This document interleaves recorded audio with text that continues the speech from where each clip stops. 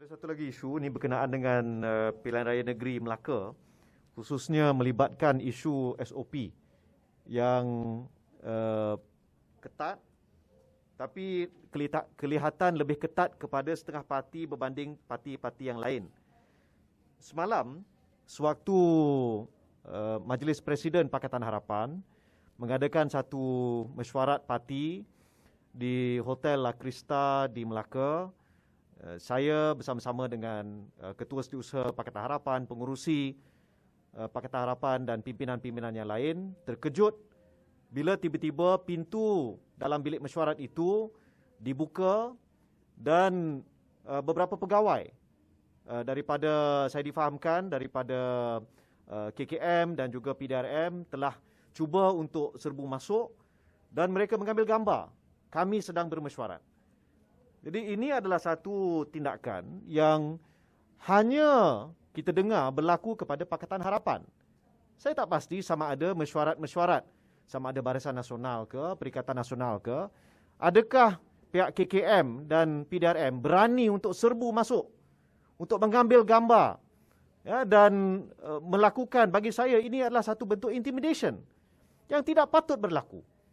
Nasib baik pada waktu itu, 3 wakil Pakatan Harapan ke Jawatankuasa Pencegahan COVID-19, iaitu Yang Berhormat Datuk Seri Saifuddin Nasution, Yang Berhormat Lim Guan Eng dan juga Yang Berhormat Datuk Seri Salahuddin Ayub, telah bertemu dengan pegawai-pegawai tersebut dan menyatakan bahawa berdasarkan SOP yang ada sekarang, mesyuarat parti tidak menjadi satu halangan. Jadi persoalannya, kenapa setengah parti seperti dituju, seperti dikenakan satu tindakan SOP yang lebih ketat berbanding dengan parti-parti yang lain. Dan kami telah mengumpulkan beberapa kejadian yang berlaku. Contohnya, anggota parti yang tak dibenarkan memakai baju parti, terutama pada ketika pergi rumah ke rumah untuk edar leaflet. Ataupun bila mereka pergi ke kedai untuk makan tengah hari lah katakan, bukan kerja parti, bukan pergi walkabout, duduk makan. Tapi mereka disergah dan diarah untuk buka lencana. Is this fair? Dia pakai baju yang ada logo parti. Apakah orang kata rasional melarang orang dari memakai logo parti? Kita ni berkempen ke tak berkempen? Boleh pakai ke tak boleh pakai? Ini pilihan raya ke pilih apa? Kan? Kalau kerja basic dalam demokrasi pun dihalang seperti ini, what is the point? Jadi saya percaya daripada parti-parti lain pun merasakan bahawa SOP ini tidak masuk akal.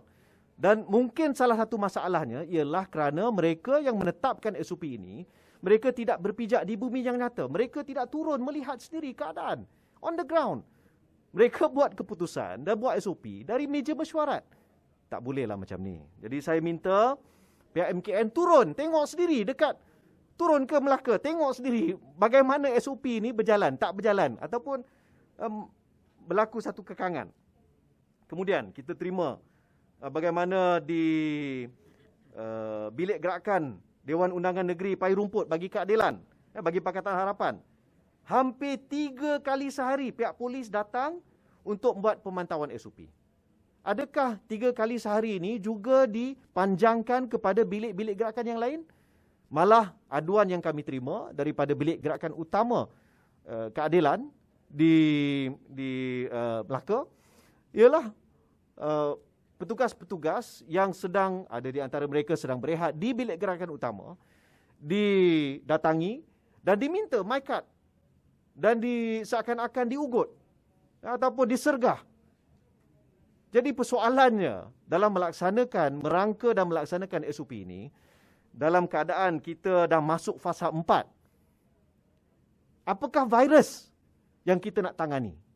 Adakah virus itu COVID-19? Ataupun adakah virus itu sebenarnya demokrasi?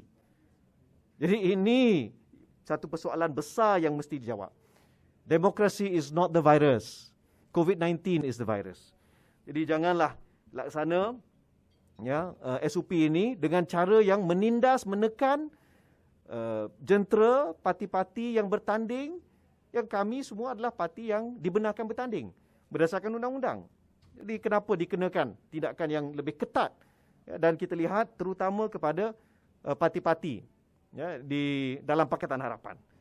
Dan satu lagi halangan, bila petugas berjalan pergi ke kampung-kampung untuk letakkan leaflet mengikut SOP ke dalam peti surat, tiba-tiba tuan rumah keluar dan tuan rumah nak cakap hello, bukan nak bersalaman, tapi itu pun nak serah pada tangan dia pun tak boleh.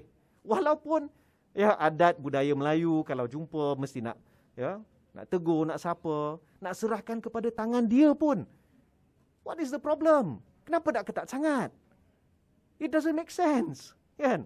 Jadi bagi saya mesti dikaji semula dan diperbetulkan, kerana kalau inilah caranya penguatkuasaan SOP bagi PRN Melaka, apatah lagi untuk PRN Negeri Sarawak ataupun PRU ke-15 nanti.